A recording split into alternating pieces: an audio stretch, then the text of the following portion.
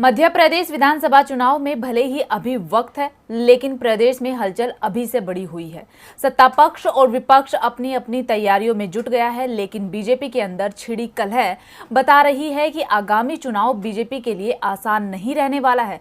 तो कौन कर रहा है ये बगावत और इसका क्या हो सकता है असर, आइए जानते हैं इस खास रिपोर्ट में। मध्य प्रदेश में चुनाव 2023 की आखिर में होने हैं और यहाँ बीजेपी की सरकार है। हालांकि ये सरकार जनता की चुनी हुई नहीं है, बल्कि सेंधमारी की सरकार है।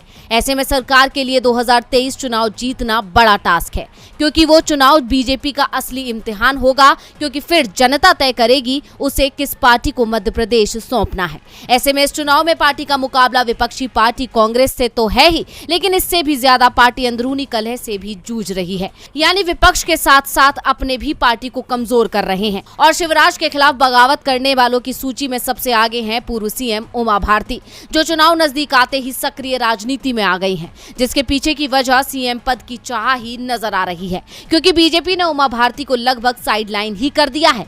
ऐसे में अब उमा भारती सीएम शिवराज को ही निशाने पर लेकर खुद को लाइमलाइट में लाना चाहती है, और इसके लिए वो बार बार किसी न किसी मुद्दे पर शिवराज सिंह चौहान को घेर रही हैं। और पिछले कुछ दिनों से राज्य की शराब नीति को लेकर सरकार पर हमलावर हैं, जिसके चलते उमा भारती ने पार्टी अध्यक्ष जेपी नड्डा को पत्र लिखकर भाजपा शासित राज्य में शराब नीति पर उनके हस्तक्षेप की मांग की। शिवराज सिंह चौहान के नेतृत्व वाली सरकार द्वारा लागू की गई शराब नीति पर चिंता व्यक्त करते हुए भारती ने कहा कि वो कुछ महीनों से इसका विरोध कर रही हैं, लेकिन अब वो घुटन महसूस कर रही हैं। इतना ही नहीं, उमा भारती ने पत्र को अपने ट्विटर अकाउंट पर सार्वजनिक किया। हालांकि ये पहला मौका नहीं है। इससे पहले भारती ने इस मुद्दे पर या तो शराब की दुकान पर पत्थर फेंककर या फिर शराब की दुकानों के सामने धरना देकर और मध्य प्रदेश के मुख्यमंत्री चौहान सहित भाजपा के शीर्ष नेतृत्व के खिलाफ अपनी नाराजगी व्यक्त करके इस मुद्दे पर सुर्खियां बटोरी थी। यानी बीजेपी के लिए अपनी ही मुसीबत बनते जा रहे हैं। ऐसे में नड्डा उमा भारती के पत्र पर क्या प्रतिक्रिया देते हैं